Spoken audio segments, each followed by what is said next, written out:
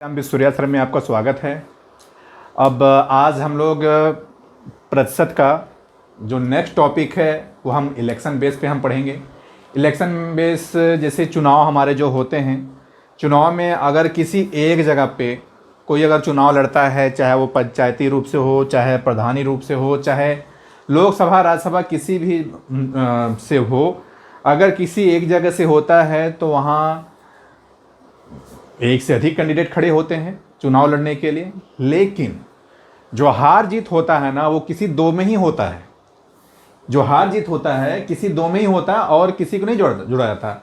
जैसे पहले और जो मतलब कि जिसको जितना वोट मिले होते हैं ना, वो पहले और दूसरे में ही डिसाइड होता है। तीसरे चौथे पांचवें से कोई मतलब नहीं होता। ठीक है, तो अब हम इन सवालों को बहुत अच्छी तरीके से समझ के उसको हम लगाएंगे। ठीक है, आइए हम अब इसको स्टार्ट करते हैं। एक चुनाव में दो उम्मीदवारों के बीच में विजेता था। ठीक है, दो उम्मीदवार यहाँ ऑलरेडी दे रखा है कि दो उम्मीदवार हैं, और जो विजेता था उसे 64% वोट और 2240 वोट की बहुमत के साथ जीता। देखिए, ये सिर्फ आपको कंफ्यूज करने के लिए दिया गया है। ये इसका कहने का मतलब है कि यह 64% वोट से वो जीत चुका था। 64% वोट से वो जीता था और प्लस इसके साथ इस वोट के साथ भी जीता। तो मतदाता सूची में प्रारंभ में कितने मतदाता थे, चलिए हम आते हैं इस पे। अगर हम सभी मतदाताओं को अगर हम मान कर चलें तो कितना हमेशा मानते हैं हम लोग? हमेशा 100 मानते हैं। ठीक है, चलिए 100 में जो विजेता था उसको कितना मिला? 64%। चलिए अब भाई जब ये जीता है तो जाहिर सी बात है कोई हारने वाला होगा ना, तो हारने वाले को कितना मिलेगा? 100 में से 64 घटाएं, कितना आएगा? 36। अब अगर हम इसका अंतर अगर हम निकालें, ठीक है, इसका अगर हम अंतर निकालते हैं तो कितना आ जाएगा? 8 2 28%। अब इस 28% का मान कितना दिया गया है? 2240। अब हमसे क्या पूछ रहा है कि प्रारंभ में कितने मतदाता थे, मतलब पूरे 100 का मान पूछ रहा है। तो आपने हमेशा लगाया हुआ है 2240 बटे 28 इंटू 100। बात समझ में आ गई इसको? ठीक है, अब अगर इसको आप सॉल्व करेंगे तो ये करीब आ जाएगा 8000 आ जाएगा। ठीक है, बात समझ में आई कि कैसे किया था हमने जैसे अब जो भी मतदाता थे, मतदाताओं में हमने 100 क्या नाम है पूरा मतदाताओं मान लिया। जो जीता था, जो उम्मीदवार जीता था वो 64% था। ठीक है, अब जो हारा है, जो जीता है, जाहिर सी बात है 64% है तो हारने वाला भी कुछ पाया होगा और वो 100 में से ही माइनस होगा। सॉरी, मतलब हाँ 100 में से ही, मतलब कि जैसे अगर हम 100 में से 64 को अगर घटाते हैं तब जाके 36 आया। अब ये बोलता क्या है, जो वो वोट जितना वो उसने वोट पाया ना, वो कितना उसी के अंतर पाया। भाई इसने भी तो कुछ 36% इसने पाया है ना, तो इसके वोटों के प्रतिशतता कितनी थी? 28% का मान ही इसमें दिया गया था 2240। तो पूछ क्या रहा था? प्रारंभ में कितने मतदाता थे? प्रारंभ मतलब 100 के, तो 100 का मतदाता 8000। ठीक है, नोट डाउन कर लीजिए आप।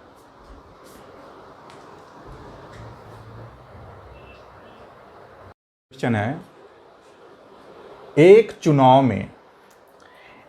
चुनाव में दो उम्मीदवारों के बीच 10% मतदाता अपना मत नहीं देते हैं और सफल उम्मीदवार कुल मत में से 54% मत प्राप्त करता है और 1530 मत के बहुमत से जीतता है। तो मतदाता सूची में कितने मतदाता हैं? अच्छा, ठीक है। अब देखिए, एक चुनाव में दो उम्मीदवारों के बीच 10% मतदाता अपना मत नहीं देते। कहने का मतलब क्या था? कुल मतदाता कितने थे? 100%। इसमें से कितना माइनस हो गया? 10%। बचा कितना? 90%। ठीक है, 90% मत देता है। और सफल उम्मीदवार कुल मत में से, तो कुल मत कितना था 100, कुल मत कितना था 100% था। मैं फिर बोल रहा हूं, ये जो पूछ रहा है सफल उम्मीदवार जो जीता हुआ कैंडिडेट था कुल मत में से 54% मत प्राप्त करता है। तो ये 90 में से 54% नहीं, ये 100 में से 54% प्राप्त करता है। ठीक है, चलिए, तो अगर मैं 54% निकालूं तो कितना होगा,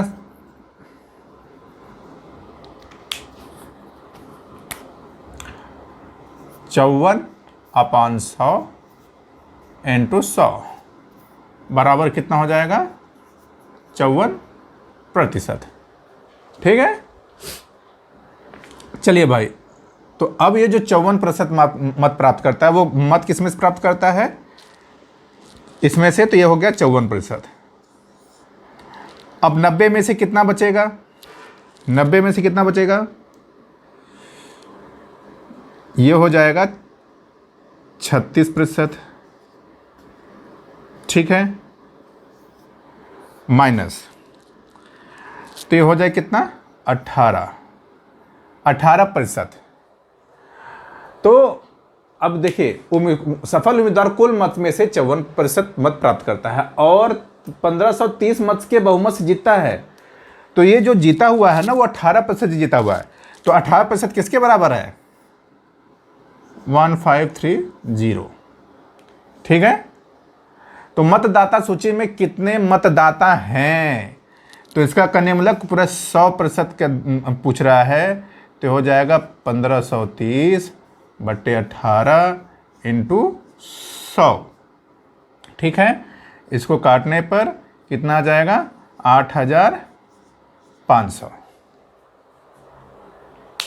ठीक है, मैं एक बार फिर से मैं आपको बता देता हूं, एक चुनाव में दो उम्मीदवारों के बीच 10% मतदाता अपना मत नहीं देते हैं। जायज़ सी बात है, जब भी चुनाव होते हैं जरूरी नहीं होता है कि 100% अटेंडेंस हो, 100% लोग वोट देने जाएं, ऐसा नहीं होता।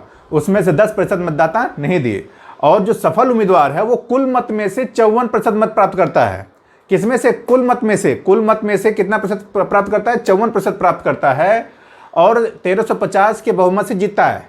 ठीक है, तो मतदाता, तो हमने 54 निकाल दिया, फिर अगर 90 में 54 निकल गया तो बचा कितना 36 में से माइनस किया 18 इसके बराबर है, तो 100 8500 बराबर होगा। ठीक है,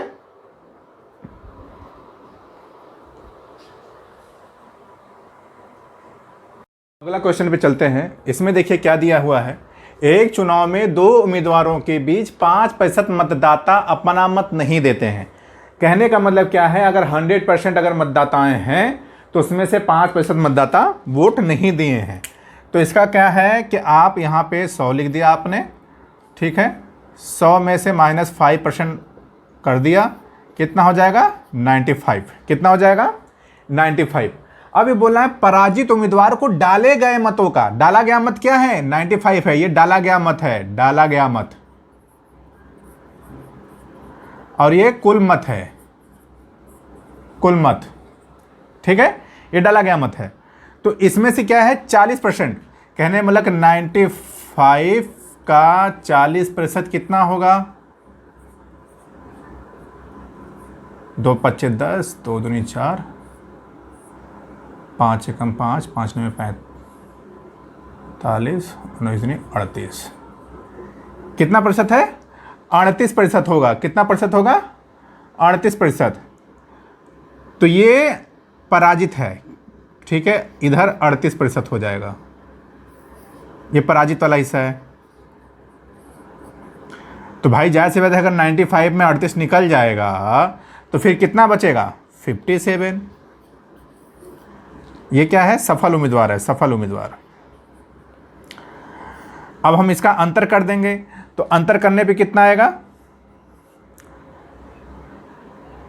17।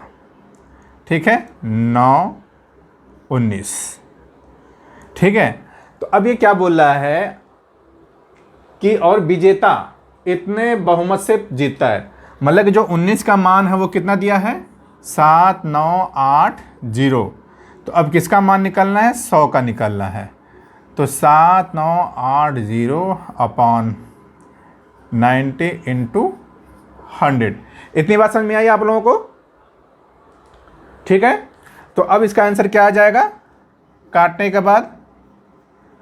4200, यही आपका आंसर है। देखिए मैं फिर से एक बार समझा दे रहा हूं। कुल मतों की संख्या कितना है? 100 है। ठीक है, उसमें से 5% मतदाता नहीं दिए हैं, तो कितना बचेगा? 95। ये क्या है? डाले गए मत है। तो फिर ये बोल रहा है जो हार चुका है उम्मीदवार, उसको डाले गए मत का 40% प्राप्त होता है। डाला गया मत कितना है? 95। 95 का 40% कितना आया? 38 हमने लिख दिया। जब पराजित का 38 है तो हम 95 में से 38 घटाएंगे तो कितना आ जाएगा? सफल उम्मीदवार का आ जाएगा 57। अब हम इसका अंतर करते हैं तो 19 आता है। ये 19 किसके बराबर है? 7980 के बराबर है। तब पूछ क्या रहा है? कुल कितने मतदाता, कुल मतदाता कितने हैं? 100। तो 100 का मान जब करेंगे तो इतना मान आ जाएगा। ठीक है, नोट डाउन करिए इसको।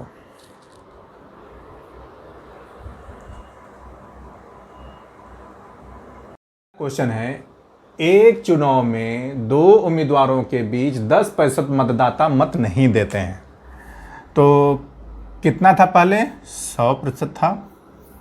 इसमें से कितने लोगों नहीं दिए? 10% लोग नहीं दिए। ठीक है, कितना बचा?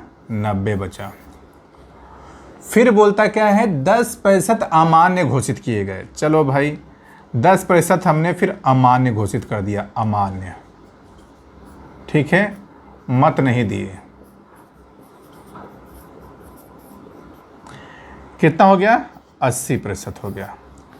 इतना बात तो समझ में आई गया आप लोगों को। फिर ये बोलता है सफल उम्मीदवार को 60% मत मान्य मत से प्राप्त होता है। मान्य मत क्या है? ये मान्य मत है, ये मान्य मत है, ये कुल मत है। बहुत ध्यान समझिएगा। ठीक है, ये जो मान्य मत है ये इतना 80%। तो 80% का 60% कितना होगा? सॉरी, 80 का 60% कितना होगा? 80 इंटू 60 अपॉन 100। तो 0 कट गया, 48।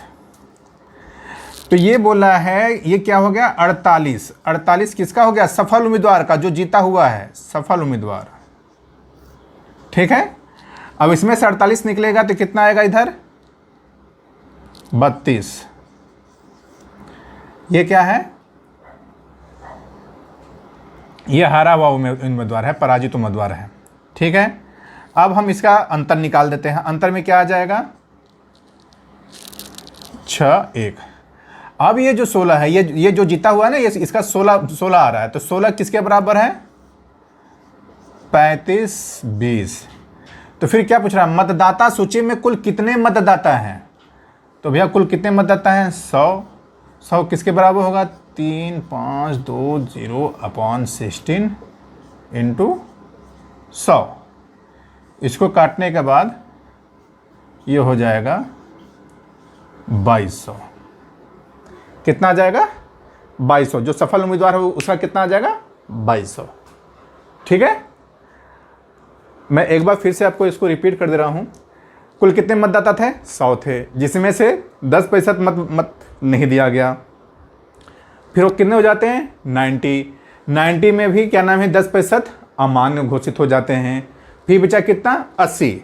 अब 80 में से जो सफल उम्मीदवार था उसको कितना परसेंट था? 60%। ठीक है, तो 80 का 60% कितना आएगा? 48। मैंने 48 सफल उम्मीदवार लिख दिया। फिर हरा उम्मीदवार 80 में से 48 घटा देंगे, हो जाएगा 32। ठीक है, अब इसका अंतर कितना है? 16 किसके बराबर होगा? 35-20 के बराबर होगा। फिर पूछ रहा है कुल मतदाता 100 थे, बस सॉल्व कर दिया। ठीक है, नोट डाउन कर लीजिए आप।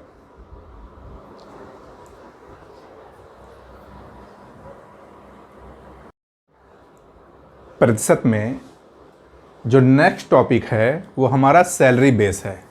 क्या है? Salary base. अब हम सैलरी बेस पे कैसे सवाल को सॉल्व करते हैं उसको अब हम देखेंगे। अब देखिए इसमें दे रहा है राहुल अपनी आय का 23% घर के किराए पर, 22% बच्चों की शिक्षा पर, 10% इंश्योरेंस पॉलिसी पर और 12% अन्य खर्च पर खर्च करता है। और 10,230 रुपये की बचत करता है, तो उसकी कुल आय कितनी होगी। ठीक है, बहुत ध्यान समझिएगा। तो पहले हम खर्च लिख लेते हैं, खर्च कितना हुआ है। बहुत ही सिंपल है ये, 23%, 22%, 10% प्लस 12%। ठीक है, तो ये कितना हो जाएगा, ये हो जाएगा करीब 67%। 3 2 5 2 7 2 2 4 2 6 7 नहीं 6, ठीक है 67%। ओके, तो फिर बचत कितना हो जाएगा, बचत हो जाएगा 100 माइनस 67 हो जाएगा 33। ठीक है, 33% बचत होता है। ठीक है भाई, जाहिर सी बात है, अगर जो खर्च है और अगर हम जो कुल उसकी आय है, कुल आय अगर हम 100 मानते हैं तो बचत 100 में से ही घटाएंगे। अब उसके बाद क्या होगा, अब ये जो 33 दिया है ना, 33% जो बचत है, ये 33% किसके बराबर है, ये 10,230 के बराबर है। तो फिर 100 मतलब कि जो कुल आय है ना, क्या कुल आय, कुल आय कितना है 100 किसके बराबर होगा, 10,230/33 इंटू 100। ठीक है, अब इसको अगर हम डिवाइड करते हैं तो ये करीब हो जाएगा 3,100 रुपये। ठीक है, मैं एक बार फिर से रिपीट में आपको कर दे रहा हूं। राहुल अपनी आय का 23% घर पे। सबसे पहले आप ये समझ लीजिए कि घर की जो भी हम आमदनी मानेंगे, कुल आय जो मानेंगे, वो हमेशा 100 मानते हैं। ठीक है, तो जितना उसने खर्च किया, पहले हमने खर्च को जोड़ दिया, कितना 67% हो गया। अब जो बचत होगा तो उसकी कुल आय में से ही घटाया जाएगा। ठीक है, कुल आय में से ही पूरे खर्च को घटाया जाएगा। तो कुल आय कितना था 100, उसमें से कुल खर्च को घटा दिया तो बचत कितना हुआ 33। तो इसमें दिया है कि 10,230 रुपये का बचत करता है, तो ये 33% है वो किसके बराबर होगा, 10,230 के बराबर होगा। ठीक है, अगर 33% 10,230 के बराबर है तो कुल आय 100 किसके बराबर होगा, 3100 के बराबर होगा। ठीक है, नोट डाउन कर लीजिए आप।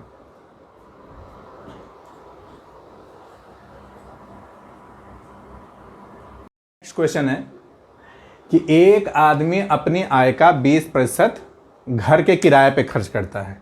मतलब कहने का मतलब क्या है, अगर आदमी का कुल आय, क्या कुल आय कितना है 100 है, कुल आय कितना है 100 है। ठीक है, उसके बाद एक आदमी कुल आय का 100 है। ठीक है, तो 20% घर के किराए पे करता है, तो 100 में से अगर 20% माइनस करोगे तो कितना आ जाएगा 80। कितना आएगा, 100 का 20% कितना आएगा 20, तो 100 में से 20 घटा दिया, कितना आ गया 80। अब ये बोल रहा है शेष, शेष में अब सब जुड़ेगा, कितना 25% किस पे, शिक्षा पर है। ठीक है, 15% यातायात पर है, 15% दवाइयों पर है, और फिर 10% मनोरंजन पर। ठीक है, तो ये टोटल कितना हो जाता है 65%। तो अब आप ये बताओ कि 80 का 65% कितना होगा, 80 का 65%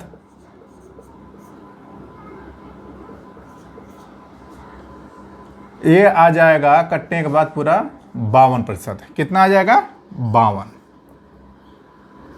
52। ठीक है, तो 80 में से 52 गया, कितना हो जाएगा 28। ये क्या है आपका बचत है, क्या है ये बचत है। ठीक है, मैंने यहाँ बस बता दिया है, ये रफ है इसलिए मैं इसको मिटा दे रहा हूँ आपको। ठीक है, कुल आय पहले 100 था, 100 में से इसने क्या किया 20% घर की किराए में दे दिया, तो 100 का 20% 20 होता है, तो 100 में से 20 घटाएंगे 80 आएगा। अब 80 जो शेष है ना वो 80 ही मतलब कि काउंट किया जाएगा, जिसमें से 25 15 10 इसको काउंट करने पर 65, तो 80 का 65% कितना आएगा 52, तो 80 में से 52 गया, कितना आया 28। अब वो 28 क्या है बचत है। ठीक है, तो अब वही आगे ये बोल रहा है कि अगर 28 किसके बराबर है 9,800 के बराबर है। किसके बराबर है? 9,800 के बराबर है। तो फिर कुल आय कितनी हो जाएगी, क्योंकि उसकी मासिक आय पूछ रहा है, तो कुल मासिक आय कितनी हो जाएगी? 9800 अपॉन 28 इंटू 100। ठीक है, तो इसको काटने पर करीब आ जाएगा 35,000 रुपीज़। यही आपका आंसर है। ठीक है, 28 का इतना हो गया तो 100 का इतना हो जाएगा। ठीक है, नोट डाउन कर लीजिए आप।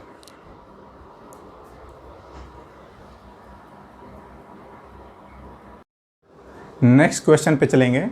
ठीक है, और जैसे हमने अभी पिछला क्वेश्चन लगाया था ना, ठीक है, सेम उसी तरीके से है, लेकिन थोड़ा सा चेंज है।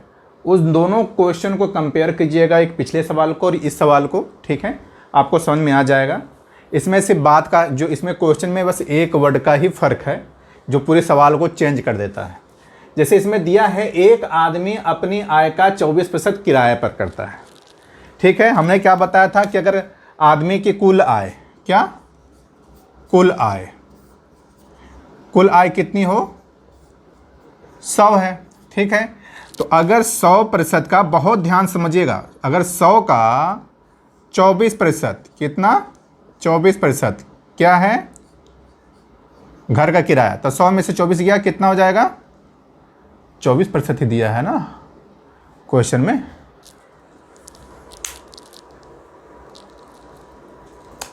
हाँ जी तो हो जाएगा 76। ठीक है, 100 का 24% 76। अब ये बोला शेष का। अब देखिए, इसमें पिछले क्वेश्चन में सिर्फ शेष एक ही बार दिया था, इसलिए हमने सबको काउंट कर दिया था। लेकिन शेष का 25% बच्चों के शिक्षा पर, फिर शेष का 33/3% इंश्योरेंस पॉलिसी पर, और शेष का, तो हर बार शेष कर रहा है, मतलब कि अगर जब हम 100 में से 24% अगर हम निकालते हैं तो कितना शेष बचता है? 76। अब 76 का कितना प्रतिशत निकालना पड़ेगा? 25%। और आपको पता है 25% को क्या लिख सकते हैं हम? 1/4। ठीक है सॉरी, तो अगर हम 76 का अगर हम 1/4 निकालते हैं तो कितना आ जाएगा? 4 एकम 4, सॉरी 76 ना, 19। ठीक है सॉरी, तो 76 का 25% कितना आया? इसमें से हम माइनस कर देंगे तो हो जाएगा 16 में से 9 गया 7। ठीक है, 6 में से 1 गया 5, 57। अब 57 का ये पूछ क्या रहा है? अब ये जो शेष है, अब इस शेष का 33 सही 1/3, 33 सही 1/3 का मान कितना होता है आपको पता है? बराबर 1/3। तो इसका 57 का 1/3 मान कितना आएगा? 3 एकम 3, 3 9 27। चलो फिर कितना आया? ये हो जाएगा 8। 57 में से 19 को हम घटाएंगे, 8 हो गया, बचा 4 3। बहुत ध्यान समझिएगा। अब 38 का 50%, 38 का 50%, 50% मतलब 1/2। ठीक है, तो 2 एकम 2, 2 अट्ठे 16, 2 9 18। ठीक है, 2 9 18। क्वेश्चन हमारा सही ही जा रहा है ना? हाँ जी, ठीक है। तो अब ये कितना हो जाएगा? ये टोटल बच जाएगा आपका 19। ये क्या है आपका? बचत। क्या है? बचत। मैं आपको इसको फिर से एक बार काउंट करके मैं लिख दे रहा हूँ। ये हो गया आपका किराया पर, किराया हो गया आपका। ये क्या हो जाता है? शिक्षा पर। ये हो गया इंश्योरेंस पर।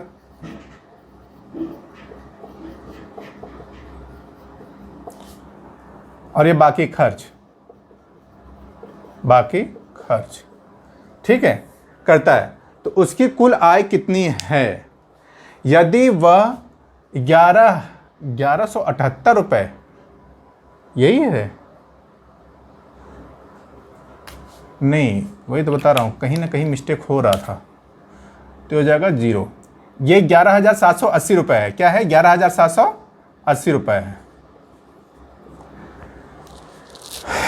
ठीक है, 11,780। तो अब हम क्या करते हैं, ये जो ये दिया है 11,780, वो एक साथ बच्चों की शिक्षा और इंश्योरेंस पॉलिसी पर खर्च है। कहने का तात्पर्य है कि शिक्षा और इंश्योरेंस, आप लिख लो, शिक्षा प्लस इंश्योरेंस,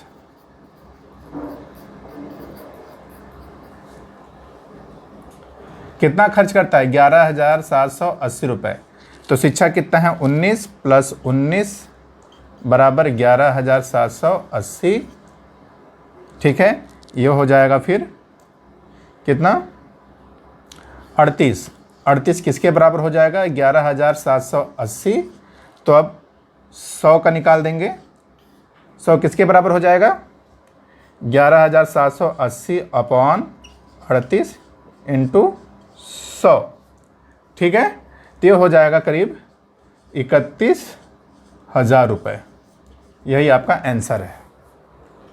मैं आपको एक बार फिर से बहुत इत्मीनान से मैं इसको रिपीट में कर दे रहा हूँ। पिछले क्वेश्चन में सिर्फ एक शेष दिया था, तो इसलिए हमने सिर्फ एक बार जो भी शेष निकलता है उसमें सभी को ऐड करके हमने उसको निकाल दिया। लेकिन यहाँ पे बार बार शेष बोल रहा है। शेष का मतलब 100 में से 24% निकाल दे तो 76 आ गया। अब 76 का कितना प्रतिशत था? 25%। तो 76 का 25% मतलब 1/4 हो गया 19। उसके बाद फिर इसमें से जब 19 घटाते तो वह होता है 57। 57 में फिर अगर हम उसका 1/3 मतलब कि 33 से 1/3 का अगर निकालते हैं तो फिर -19 आ जाएगा, मतलब फिर से 19 आ जाएगा। तो 57 में से 19 को अगर माइनस करेंगे तो 38 आ जाएगा। 38 का 50% फिर -19 आ जाए, मतलब कि 19 आ जाएगा। तो फिर अगर हम 38 में से 19 घटाएंगे तब जाके 19 आ जाएगा। फिर ये बोल क्या रहा है कि 11,780 रुपये एक साथ बच्चों की शिक्षा और इंश्योरेंस। बच्चों की शिक्षा कितनी आई है? -19। इंश्योरेंस कितना आया है? -19। तो 19 -19 मतलब मैंने इसको घटाया है, माइनस है नहीं। 19 कितना आया? 38। 38 किसके बराबर है? 11,780 के बराबर है। तो 100 किसके बराबर हो जाएगा? 31,000 के बराबर हो जाएगा, ठीक है। इसको नोट डाउन कर लीजिए। और हाँ, अब हमारा ये जो प्रतिशत चैप्टर है आज हम इसको कंप्लीट कर चुके हैं, ठीक है। और नेक्स्ट डे पे हम लोग फिर नेक्स्ट क्लास में मिलेंगे, ठीक है। Okay, thank you, take care, bye bye.